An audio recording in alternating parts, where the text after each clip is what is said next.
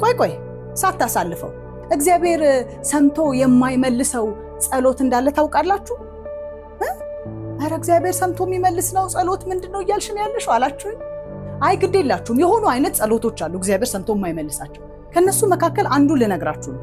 አይዟችሁ፣ አትቀሰፉ፣ በእኔ ይሁንባችሁ፣ እኔን ስሙ። የትኛው ጸሎት ምንድነው ያመጣሽብን ዛሬ ደግሞ ካላችሁ፣ ጸሎቱ ይሄ ነው። እግዚአብሔር ሆይ እባክህ ከወደድከኝ በላይ ውደደኝ፣ እባክህ ስለኔ ያለ ፍቅር ይጨምር ብለን በእግዚአብሔር ፊት ብንጸልይ በሰውኛ አባባል እግዚአብሔር ፈገግ የሚል ይመስለኛል። ለምን? የማይሆን አይነት ጥያቄ ስለሆነ። መጽሐፍ ቅዱሳችን በዮሐንስ ወንጌል ምዕራፍ 15 ቁጥር 13 ላይ ጌታ ኢየሱስ ክርስቶስ ለደቀ መዛሙርቱ ያላቸውን አንድ ሐሳብ ከዚህ ጋር በተገናኘ አብረን እንመልከት። ዮሐንስ 15 ቁጥር 13 ምን አላቸው?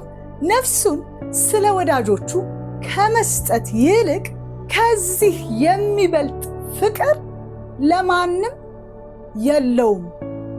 በሌላ አነጋገር ምን እያላቸው ነው ያለው? እኔ የወደድኳችሁ ነፍሴ ሰጥቼ ነው። ቆይ ጸባያችሁ ታይቶ፣ ቆይ ባህሪያችሁ ታይቶ፣ ትጋታችሁ ታይቶ፣ ቅድስናችሁ ታይቶ፣ እንደ ቃሌ መኖራችሁ ታይቶ ወደፊት ይጨመርላችኋል ብዬ ያስቀረሁት ወይም ደግሞ የደበቅኩት ወይም የቆጠብኩት ፍቅር የለኝም። ጌታ ሆይ ፍቅር ጨምር ለኔ ያለህን ብንለው ጨርሻለሁ። ልጄ ሆይ በመጨረሻ ፍቅር ወድጄሃለሁ ነው የጌታ ኢየሱስ መልስ። ያስቀረው ፍቅር የለም። ለዛ ነው የማይሰማው ጸሎት ያልኳችሁ። መልሱ ይሄ ነው። በመጨረሻ ፍቅር ልጄ ሆይ ወድጄሃለሁ፣ በመጨረሻው ፍቅር ልጄ ሆይ ወድጄሻለሁ ይላል። ማንም ስለምንም ነገር ሊዋሻችሁ ይችል ይሆን።